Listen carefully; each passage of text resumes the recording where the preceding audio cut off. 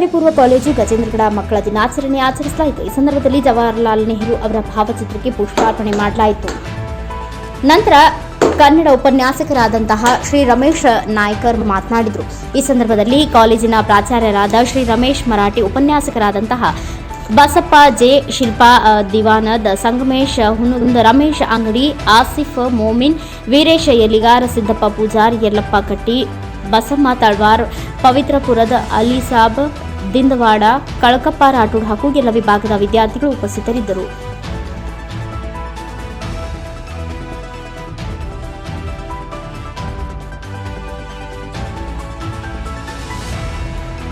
ವೇದಿಕೆ ಮೇಲೆ ಆಸೀನರಾಗಿರುವಂತಹ ಮರಾಠಿ ಸರ್ ಅವರೇ, ಬಸಪ್ಪ ಸರ್ ಅವರೇ, ಶಿಲ್ಪಾ ಮೇಡಮ್ ಅವರೇ, ಮೇಡಮ್ ಅವರೇ, ಹಾಗೆ ನಮ್ಮ ಕಾಲೇಜಿನೆಲ್ಲ ಸಿಬ್ಬಂದಿ ವರ್ಗದವರೇ, ಹಾಗೆ ಈ ಒಂದು ವೇದಿಕೆ ಮುಂಭಾಗದಲ್ಲಿ ಆಸೀನರಾದಂತಹ ಎಲ್ಲ ಮೂವತ್ತು ವಿದ್ಯಾರ್ಥಿನಿಯರೇ, ಪ್ರತಿ ವರ್ಷ ನವೆಂಬರ್ 14 ಅನ್ಕೊಂಡ್ರ ಮಕ್ಕಳ ದಿನಾಚರಣೆ ಆಚರಣೆ ಮಾಡ್ತಾರ.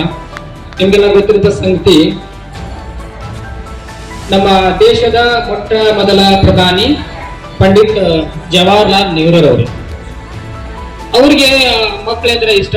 ಹಿಂಗಾಗಿ ಪ್ರತಿ ವರ್ಷ ಅವ್ರ ದಿನಾಚರಣೆ ಆಚರಣೆ ಮಾಡಬೇಕು ಅನ್ಕೊಂಡ ಸಂದರ್ಭದೊಳಗ ನನ್ನ ದಿನಾಚರಣೆ ಬೇಡ, ಯಾಕಂತಂದ್ರೆ ಈ ದೇಶವನ್ನ ಕಟ್ಟುವಂತ ಶಕ್ತಿ ಯಾರೊಳಗ ಐತಿ ಅಂತಂದ್ರ, ಯಾಕಂದ್ರೆ ಇವತ್ತಿನ ಮಕ್ಕಳೇ ನಾಳಿನ ನಾಗರಿಕರು ಎನ್ನುವಂತೆ.